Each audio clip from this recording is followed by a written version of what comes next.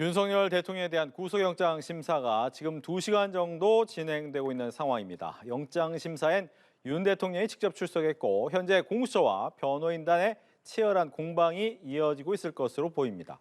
조정래 전 여의도 연구원 부원장, 조기현 민주당 법률위원회 부위원장과 함께 이야기 나눠보겠습니다. 안녕하십니까? 네. 어서 오십시오. 안녕하세요. 이제 윤 대통령이 오늘 구속영장 심사에 직접 출석을 했습니다. 당초에는 관할 건이 없는 서울 서부지방법원에 출석하지 않겠다라고 이야기를 했다가 오늘 아침에 뜻을 바꿨습니다. 어떤 이유였을까요? 일단 고민이 많았겠죠. 네. 윤 대통령이나 윤 대통령 측의 변호인단 입장은 변한 게 없고요. 일관됩니다. 공수처의 내란죄 수사는 불법이다. 그다음에 관할 법원이 아닌 서부지방법원의 영장도 적절하지 않다. 이 내용은 그대로 유지하고 있는데 문제는 이 불법적 과정을 통했든 안 통했든 공수처가 일방적으로 주장하고 있는 구속영장에 적시된 혐의들 있지 않습니까? 이 혐의들을 윤석열 대통령이 현장에서 직접 참여해서 반박하지 않으면 그대로 혐의를 인정하는 셈이 됩니다. 그러니까 이게 변호인단이 대리 참석을 해서 주장하는 것보다는 네. 대통령께서 직접 가서 그 혐의점에 대한 조목조목 그 입장을 밝히고 영장 판사가 균형 잡게 갈 수 있도록 의견을 피력하는 게 중요하다는 변호인단의 설득 작업들이 실효성 있게 관철된 거 아닌가 이렇게 봅니다. 예, 관할 것 없는 서부지방법원은 출석하지 않겠다라는 거에 대해서 의견을 바꿨다. 뭐 일단 피의자가 불출석하면 무조건 불리하죠. 그러니까 법률적으로 보면 출석해서 구속의 필요성이 없다는 부분을 직접 밝히는 게 원칙이고 그래야 그나마 기각의 가능성이 있습니다. 그런 고민은 일부 있었을 거고요. 저는 근데 법률적으로 발부되지 않을 가능성에 대해서는 크게 사실 기대할 것 같지는 않고 정치적인 목적이 더 컸다고 봅니다. 지금 조금 전에 화면에서 보시다시피 윤석열 대통령 지지자들이 네. 뭐 집회를 통해서 또 서부 법원 쪽으로 이동하면서 결집하고 있지 않습니까? 만약 오늘 구속영장 심사에 출석하지 않고 그냥 구치소에 대기했다고 하면 또 이러한 분위기 형성은 되지 않았을 겁니다. 물론 영장 심사가 진행되는 동안 서부지법의 지지자들이 모여서 비판하는 어떤 집회는 있었겠지만 직접적으로 이 대통령이 뭐 비상계엄이 위헌적이지 않다, 적법하다, 또 내란죄가 성립되지 않는다는 주장을 출석함으로써 이 메시지를 주는 효과가 지금 이렇게 보이지 않습니까? 아마 이런 부분을 노린 게 아닌가 싶습니다. 예, 지금 보수의 결집에 대한 메시지를 주고 있다라고 이제 이야기를 해주셨는데 여기에 대해서는 어떻게 생각하십니까? 뭐 그걸 뭐 의도해서 한 거라고 저는 생각지는 않고 있고요. 이 문제가 형법상으로나 혹은 탄핵심판상으로 문제가 제기됐을 때 국회가 탄핵을 가결하기 전부터 윤석열 대통령께서 대국민 메시지를 통해서 수사든 헌재 심판이든 당당하게 임하겠다고 얘기를 했고요. 예. 언제든 그 부분에 대해서 직접적으로 소명하고 비상계엄이 불가피했다는 점, 그다음에 이게 무슨 내란죄 구성이 되는 국헌 문란이나 폭동죄가 성립되지 않는다는 점을 중간중간에 메시지를 통해서 계속 반복해 왔어요. 네. 이제 이게 그 공수처에 의해서 체포가 되었지만 사실은 이게 한 2, 30일 지나고 나면은 법률적인 법정에서의 공방으로 옮겨가고 본격적인 탄핵 심판으로 갈 건데 네. 오늘 그 영장실질심사에 직접 출두한 것은 직접 나서서 소명하고 다투고 싸우겠다라는 의지를 보인 것으로 저는 봅니다. 이게 이제 처음이잖아요. 네. 보고 그런 당찬 행동에 대해서 지금 윤 대통령을 지지하는 분들이 직접적인 반응을 보이는 거는 뭐 지금까지의 흐름으로 볼 때 어쩔 수 없는 흐름이라 보는 것이지 뭐 이게 지금 현직 대통령이 무슨 보수의 새로운 내용을 어필을 해서 무슨 사람들을 고무격리시켜서 갈 그런 것까지 계산해서 간 거라고 저는 보지 않습니다. 예. 법리 다툼의 일환으로 과정상 적절한 대응을 해 나가는 과정 아닌가 이렇게 보고 있습니다. 네, 지금 화면에서 왼쪽에 있는 것이 이제 광화문에서 이 서울 서부지법으로 향해서 이동하고 있는 사람들의 모습이고요. 오른쪽은 오늘 아침부터였죠. 서울 서부지법 앞에는 많은 참가자들이 있는 지지자들이죠. 지지자들의 집회가 있었습니다. 아침에 이제 2시까지 이동할 때 그 앞에서 이 호송 차량을 잠깐 둘러싸고 멈추기도 할 정도의 많은 사람들이 모여 있는 모습인데 지금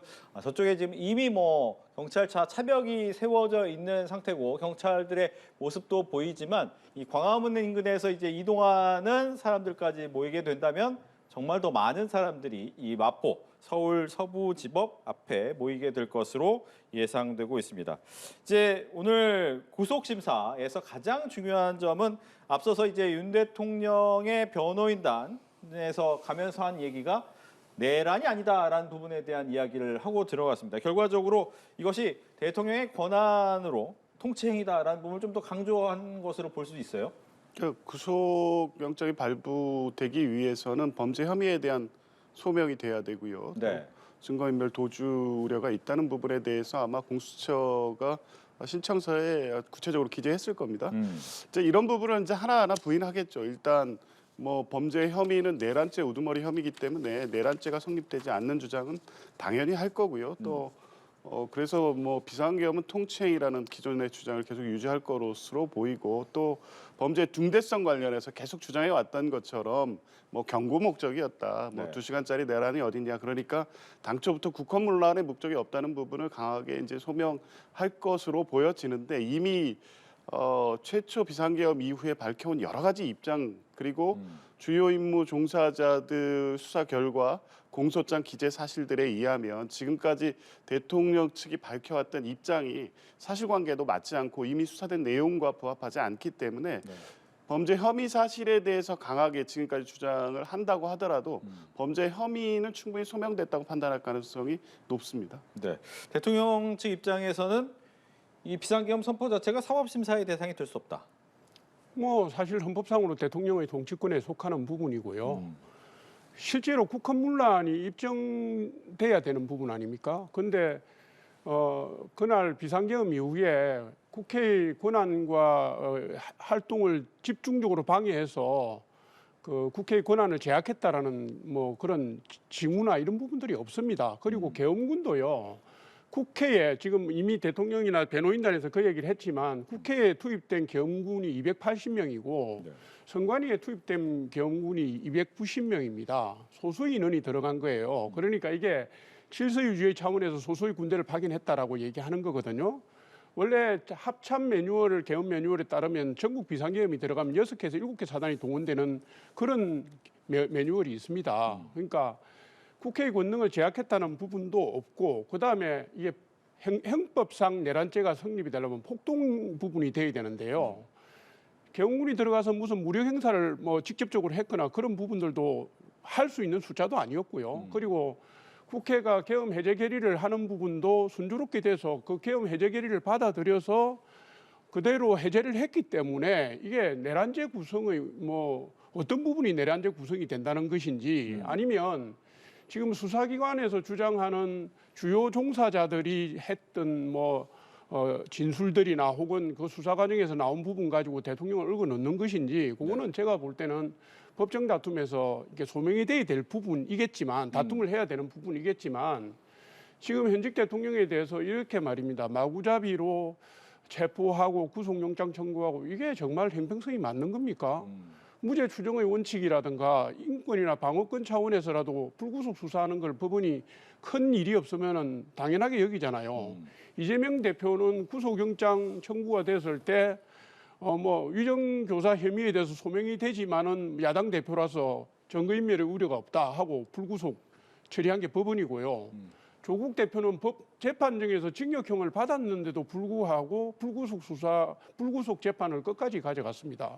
그런데 이렇게까지 현직 대통령을 몰아붙이는 이유가 뭔지, 뭐가 증거인멸이 가능성이 있습니까? 도주 우려가 있습니까? 대통령이 도망가면 어디로 도망가겠습니까? 그러니까 이거는 제가 볼 때는 과정도 불법이지만 지금 몰아붙이고 있는 방향도 적절하지 않다 이렇게 봅니다. 예. 글쎄요. 이미 뭐 지금 대통령의 주장을 그냥 말씀하신 거고 실제 김용현 공소장에 의하면 또 그리고 이미 국회 뭐 상임위원회 또 지금 국회에서 열리고 있는 국정조사 특위에 다 드러나고 있지 않습니까? 대통령이 직접적으로 방첩사령관 내지는 경찰청장한테 직접 지시해서 의원들을 끌어내라고 했다는 게 복수의 이 관련자들로부터 일치되게 진술이 나오고 있습니다. 이게 국헌 목적의 내란이죠. 국회 기능을 정지시킨 게 맞습니다.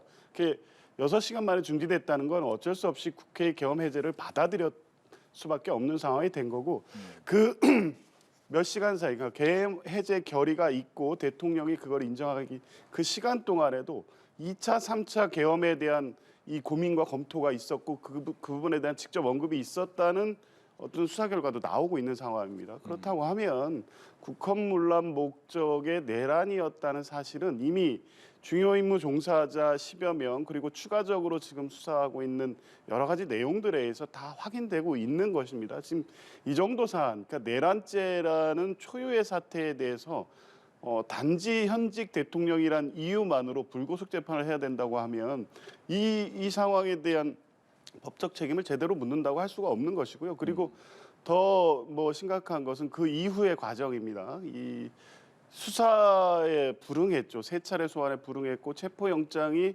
발부됐는데 1차 체포영장에는 경호처를 동원해서 사실상 물리적 저지를 했습니다. 2차 체포영장 집행 과정에서도 대통령은 경호처를 강하게 압박해서 저지시키고자 했지만 결국 경호처의 반발로 무산되고 어쩔 수 없이 체포에 응하게 된 상황입니다. 그러니까 본인이 당당하게 이 통치 행위로서의 비상계엄을 선포했고 위법한 체포영장에 저항하다가 어쩔 수 없이 이 당당하게 지금 상황을 소명하러 법원에 출석한 게 아닙니다. 이 상황은 본인이 내란 우두머리라는 중대한 혐의로 인해서 수사 대상이 됐고 체포영장까지 발부됐고 어떻게든 체포영장 집행을 막으려고 했지만 그게 안 되는 상황에서 체포됐고 그래서 구속영장 청구까지 온 것이고요. 그런 전체적인 상황을 다 종합해 보면 이 형사소송법상의 구속의 필요성, 그러니까 도주 우려, 또 증거 인멸의 우려까지도 지금까지 과정에서 사실상 전부 인정된다고 볼 수 있습니다. 아마 오늘 법원에서 심사 단계에서 지금까지 주장을 반복하는 것 외에 구속의 필요성이 없다는 부분에 대해서 어떤 주장을 할 수 있을지는 모르겠지만 지금까지 주장하는 내용만으로는 이 영장 발부, 구속영장 신청을 기각시킬 만한 어떤 의미 있는 주장이 나올 수 있을 것으로 보이지는 않습니다. 예, 그동안 비협조적이었기 때문에 이 부분에 대해서는 아마 더 이상 할 말이 없을 것 같다라고 얘기를 하신 거잖아요. 네. 증거인멸이요? 네. 지금 관련자들이 다 구속 기소돼 있는데 누구하고 증거인멸을 합니까? 그리고 지금 공수처에서 내란 우두머리로 적시를 한 것은 현직 대통령을 형사소추하기 위해서는 그 방법, 그 제목밖에 없기 때문에 걸어 넣은 것이고요. 지금 공수처가 수사는 제대로 했습니까? 공수처가 질문서 가지고 했는데 대통령께서 거기에 대해서 응답 거부를 했고 그다음에 경찰하고 검찰에서 했던 수사 기록 받아갖고 짧게 해갖고 지금 영장 청구한 거 아닙니까? 증거인멸을 하려면 증거인멸을 할 대상이 있어야 될 거 아닙니까? 대통령이 누구하고 지금 증거인멸을 합니까?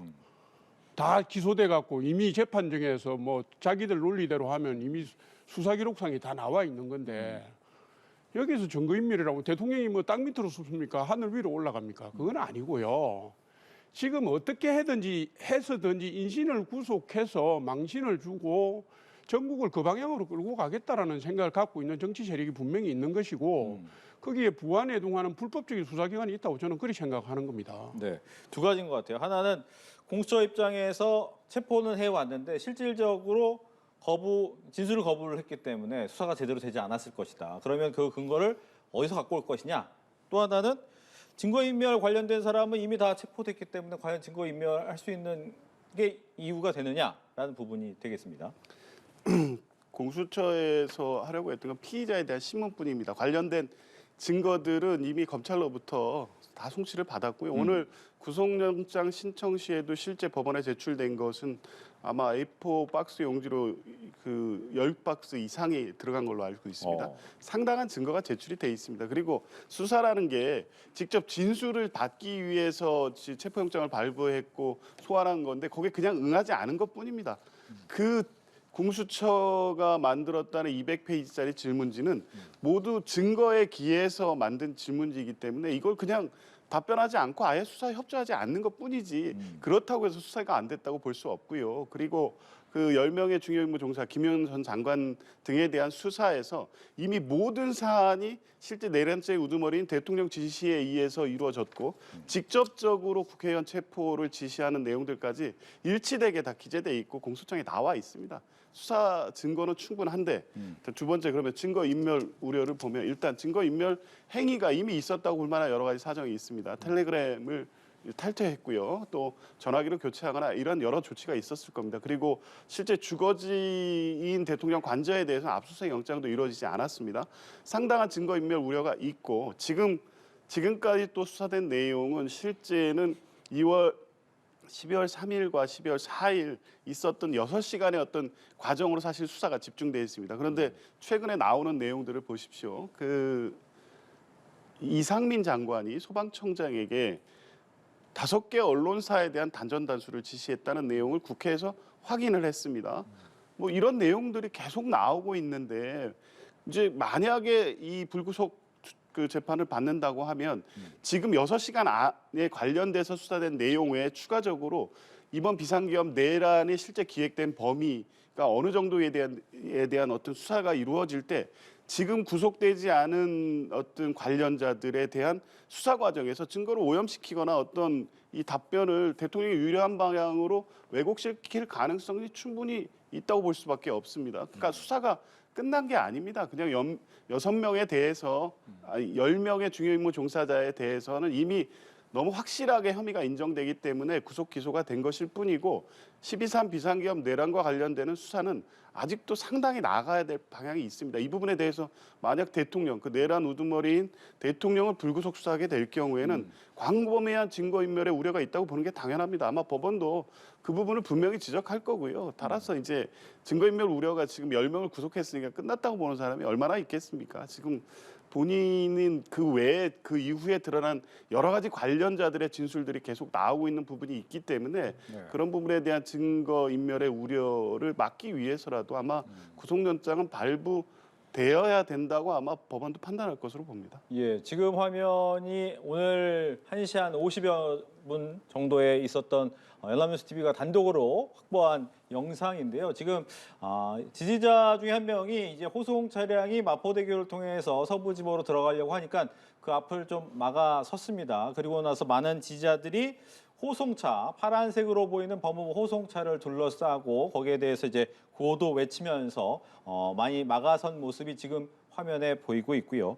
이러고 나서 지금도 애호개역 광화문에서 이제 서부지방법원으로 이동하고 있는 모습이 왼쪽에 보이고 있고 오른쪽은 바로 서부지법 앞에 모여 있는 사람들의 상황을 보여드리고 있습니다. 지금 구속 반대 집회가 많은 사람들이 모이면서 그 근처 애호개역에는 지하철이 멈추지 않고 통과를 하고 있다는 점, 만약 그 주변을 지나시는 분이라면 이 부분은 알고 계시면 좋을 것 같습니다.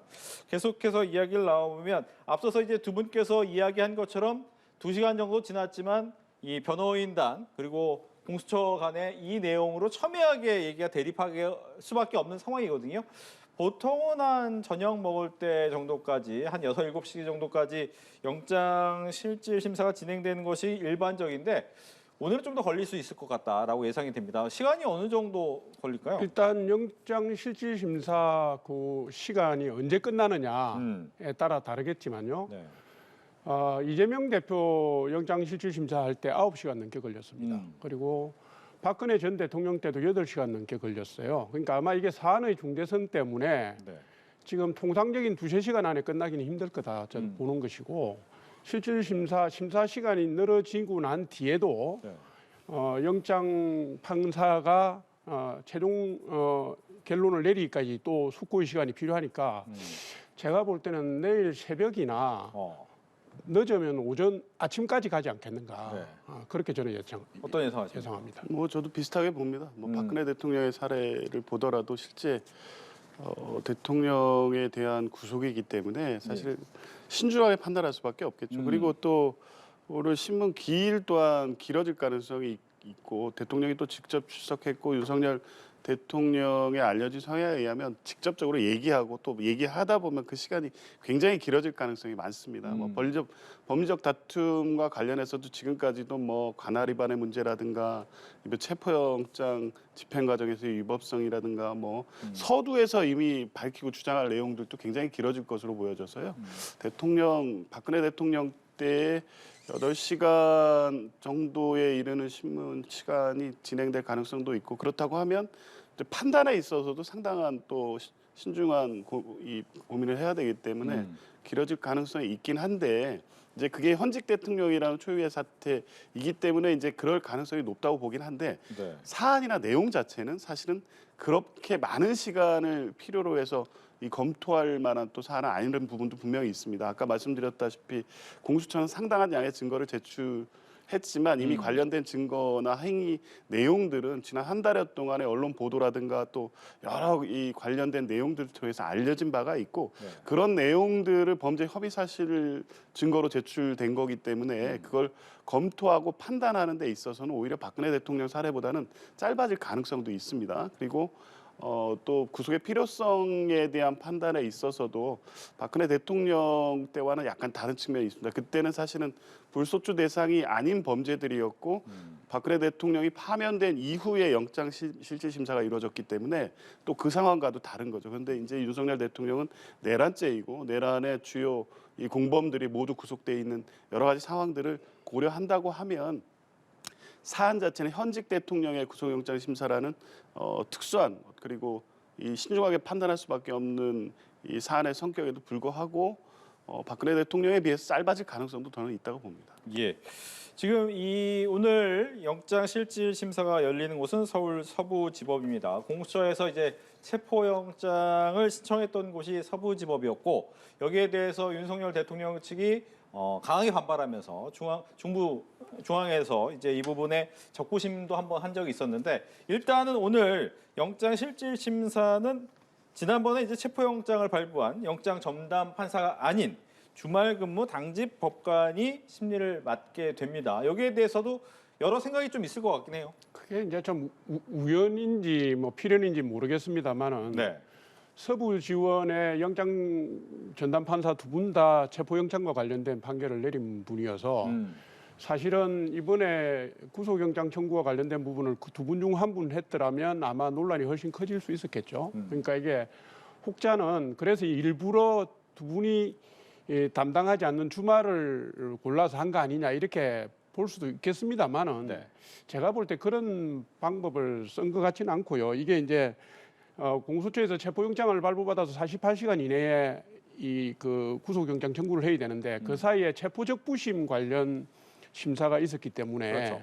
48시간 플러스 뭐 한 9시간, 10시간 늘어나다 보니까 그 시간의 한계가 주말까지 넘어온 것이다. 저는 이게 뭐 그냥 자연스러운 흐름을 쫓아오다 보니까 그렇게 된 것이다 이렇게 봐요. 네. 예. 어떻게 생각하시는지? 뭐 저도 이걸 당초부터 이게 전략적으로 이 상황을 만들기 위해서 체포 적부심을 신청하고 그렇게 한 것으로 보이지는 않는데요. 네. 대통령이 직접 하겠다는 결심을 하게 된 동기에는 이건 작용을 한 것 같습니다. 왜냐하면 아무래도 서부지법의 영장전담 판사로부터 이미 판단받은 바가 있기 때문에 네. 그 앞에서 영장 실질 심사를 받는다는 건 지금까지 주장하고도 배치되는 거 아니겠습니까? 불법 위법 그 수사 절차를 진행한 법관 앞에 가서 영장 심사를 받는다는 것은 이제 지금까지 본인들의 주장이 틀렸다는 걸 인정하는 모양새로 비춰질 가능성이 있기 때문에 네. 그거는 뭐 원치 않았을 테지만 이 차은경 이 부장판사가 영장 심사를 맡게 되면 이제 그런 논란, 그러니까 본인의 명분이 희석되는 문제를 피할 수 있고 약간의 기대도 담겨 있지 않을까 싶습니다. 그 체포영장 발부 사유와 구속영장 발부 사유는 다르기는 하지만 네. 아무래도 체포영장을 발부한 판사들이 보는 것보다는 다른 판사가 사건을 구속의 필요성 중심으로 판단하다 보면 아무래도 기각의 가능성이 조금은 더 생기지 않았나. 그래서 직접 출석해서 구속의 필요성이 없다는 것을 강하게 항변하면 기각의 가능성이 조금 더 생길 수 있다. 이런 판단도 했을 것으로 봅니다. 예. 지금 오후 2시가 조금 넘은 시간부터 시작된 영장 실질 심사가 2시간 30분 정도, 4시 30분 현재까지도 이어지고 있는데 앞서서도 저희가 이 오늘 영장 실질 심사는 굉장히 길어질 것이다 이런 예상은 했지만 뭐 어려운 질문입니다만 어떤 결과를 예상을 하시는지 여기에 대한 얘기를 잠깐 들어볼게요. 저는 아까 말씀드렸다시피 네. 형법상 내란죄 구성과 관련된 부분을 명확하게 입증하기가 저는 쉽지 않다고 이렇게 봐요. 국헌문란 부분하고 폭동 부분인데요. 네.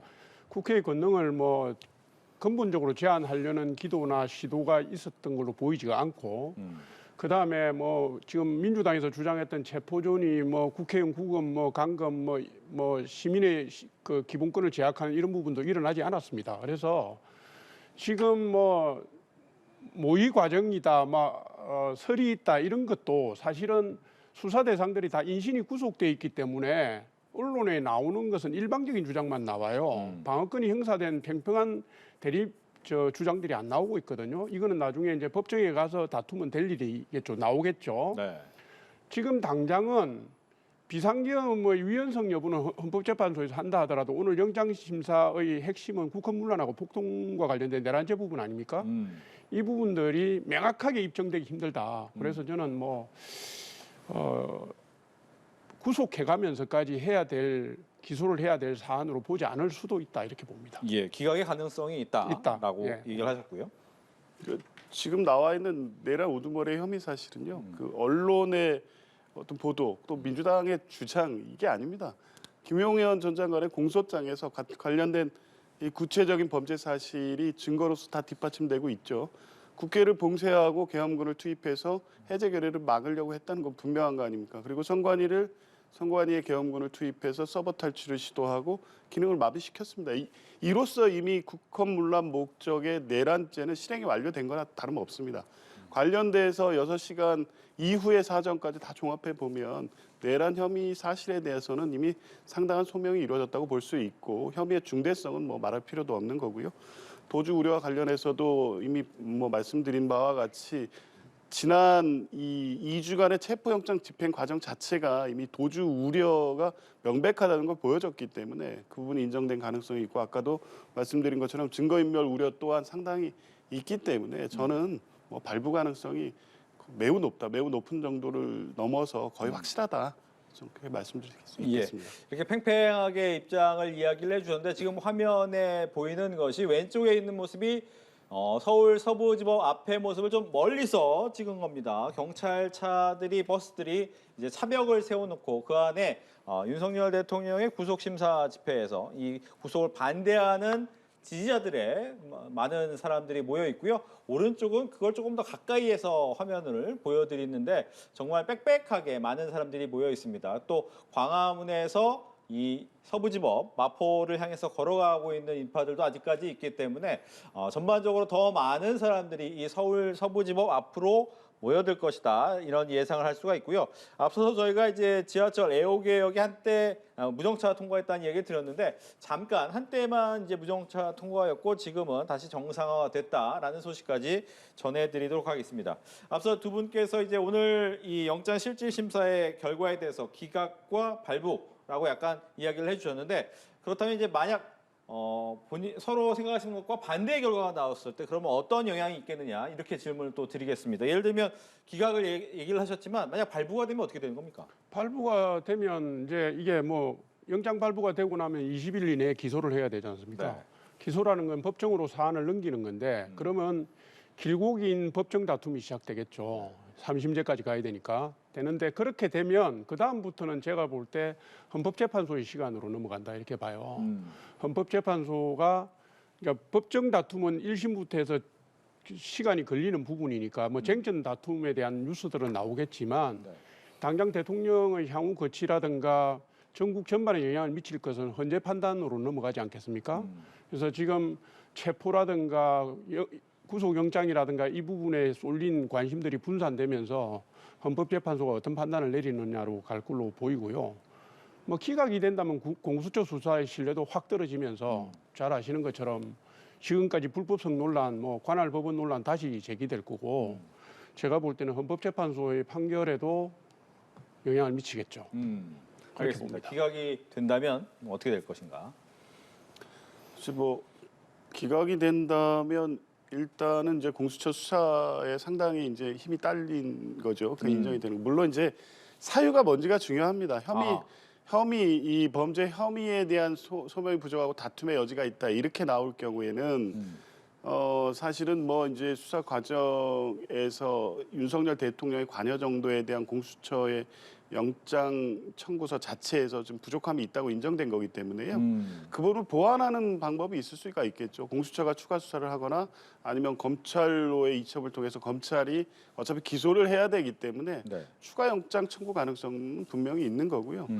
뭐 도주 우려라든가 증거인멸 우려가 없다는 사유로 만약에 기각이 된다면 이제 또 좀 그거는 다른 차원의 문제가 될 것 같습니다. 그러면 이제 무리한 영장 청구가 아니냐, 현직 대통령에 대해서 굳이 꼭 구속 수사를 할 필요성이 있겠느냐라는 문제 제기는 나올 수가 있겠는데요. 이제 그거는 뭐 그런 부분에 대한 판단과 영장 청구에 대한 뭐 무리한 영장 청구였다는 비판은 나올 수밖에 없을 텐데 저는 그렇다고 하더라도 네. 뭐 만에 하나 이제 기각되는 상황이 뭐 헌법재판소 이 심판 절차에 영향을 미칠 거라고 보지는 않습니다. 알겠습니다. 뭐 지금 이렇게 해서 지금 4시 37분이 지나고 있습니다. 2시간이 넘을 정도로 일단은 영장실질심사가 진행이 되고 있고 이 영장실질심사가 이루어지고 있는 서울 서부지법 앞에는 윤석열 대통령을 지지하는 많은 시민들이 모여 있다. 그리고 점점 더 많은 사람들이 모이고 있어서 좀 교통에 혼잡스럽다라고 얘기를 하는데 앞서 저희가 잠깐 이야기를 했지만 이제 대통령의 메시지 오늘 같은 경우에도 변호인단을 통해서 또 한 번의 이제 메시지가 나왔단 말이죠. 근데 뭐 날짜라든가 이런 부분이 적혀 있기 때문에 향후에도 이런 식의 메시지를 계속 내놓을 가능성이 높다라는 얘기가 나오는데 그 메시지들은 어떻게 봤습니까? 아니 이제 대통령께서는 처음부터 끝까지 그 대통령이 통치행위로 정당한 행사였고 그리고 계엄군의 투입도 질서 유지 차원이었고 국회의 권한을 제약한 적 없고 헌법적 질서나 법률적 질서를 위반한 적 없다. 그 얘기를 계속 말씀하시는 거고요. 네.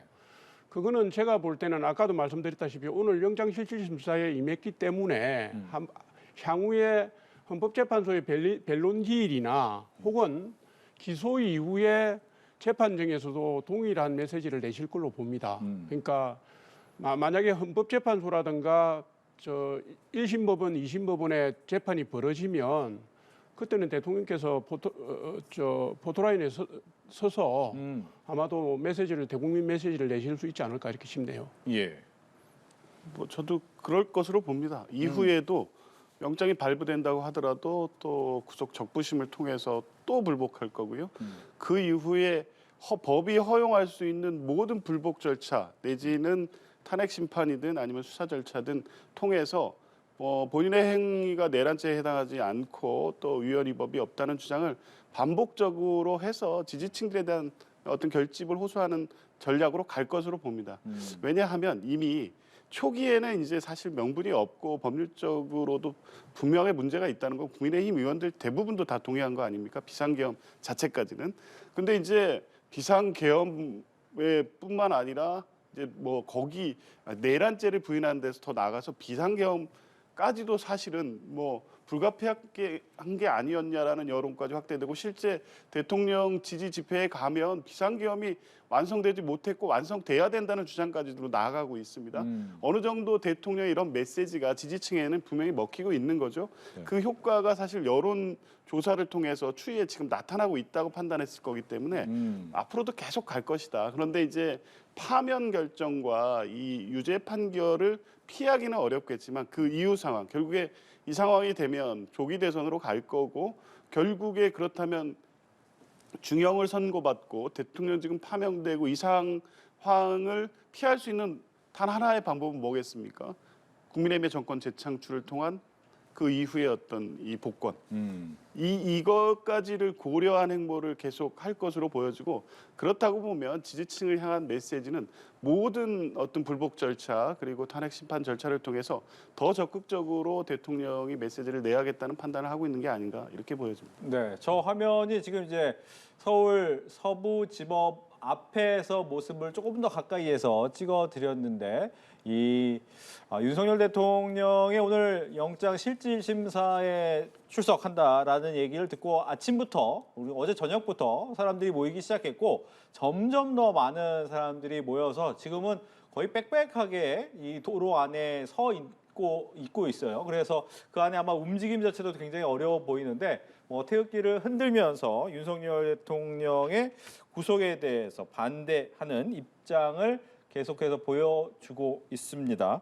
지금 앞서서도 이제 여러 가지 얘기를 했지만 탄핵 심판이 이제 시작되고 있는데 헌법재판소에서 이 변론 기일을 3번 더 하겠다라고 이야기를 하면서 8번으로 늘어났고 앞서서 이제 윤 대통령 측이 얘기했던 여러 부분 변론 기일을 옮겨달라든가 그 부분에 대해서는 받아들이지 않다가 처음으로 받아준 게 김용현 전 장관의 심사를 먼저 하겠다, 얘기를 듣겠다라고 얘기를 했단 말이죠. 이 부분은 또 헌법재판소가 어떤 생각을 하고 있는 거라고 생각하십니까? 아니 변론기일과 관련해서도 네. 조금 이런 표현이 하지만 못마땅한 부분이 있죠. 왜냐하면 공수처에서 체포영장을 받아가지고 48시간 동안 수사를 하면서 네. 공수처가 허락하지 않으면 현재 변론기일에 16일 변론기일에 나갈 수 없는 상황이었잖아요. 그런데 윤 대통령 변호인 측에서 2차 변론기일을 연기해달라 그러니까 기각하고 불가하다 그랬거든요. 네.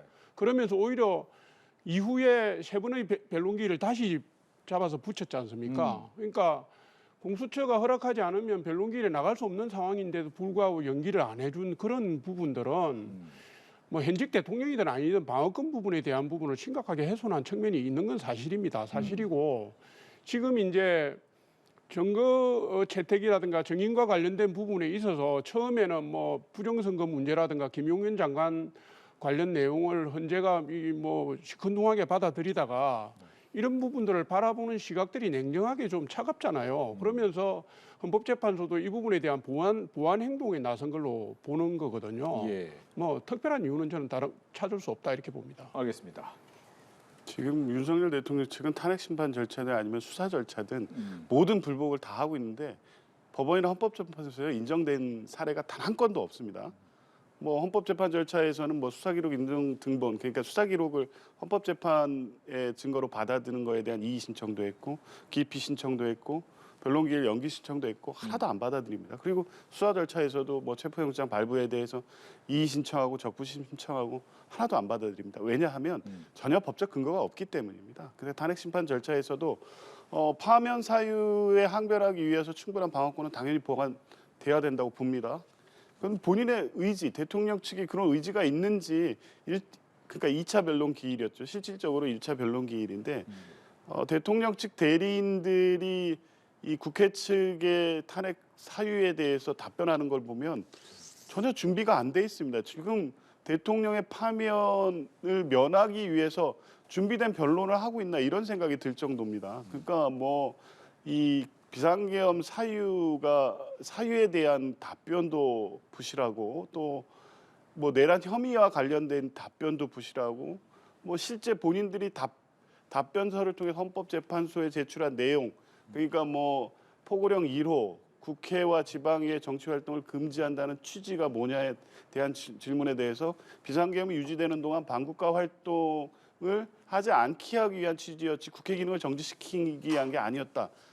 라는 얘기를 하면 그래서 헌법재판소가 그럼 반국가 활동이 뭐냐고 물어보면 답변을 못합니다. 그러니까 지금 헌법재판소에서 심리하고 있는 탄핵 사유에 대해서 제대로 준비가 안 돼 있는 상태고 그리고 적극적으로 변론하고 있는 것으로 보이지도 않습니다. 그러면서 이 계속적으로 절차의 지연과 관련된 요구를 하고 이의 신청을 하기 때문에 헌법재판소가 받아들이지 않는 것이고요. 추가 기일 지정을 한 것을 보면 결국은 대통령 측이 이런 방식으로 이 탄핵 심판 절차 기일을 끌고 가려고 할 경우에는 적극적인 소송지휘권 행사를 통해서 그 분위기 그런 요구에 따라가지 않겠다는 의지를 분명히 한 것으로 보이고 그게 단순히 기일을 추가 지정했다는 것을 넘어서 적어도 지금 원래 지정됐던 기일에 추가 3회된 기일까지 고려하면 8회 변론 기일이 잡혀 있는 건데요. 네. 그 정도의 심리 기간만으로도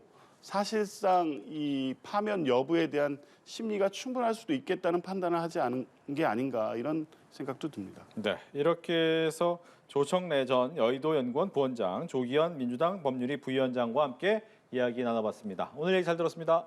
고맙습니다.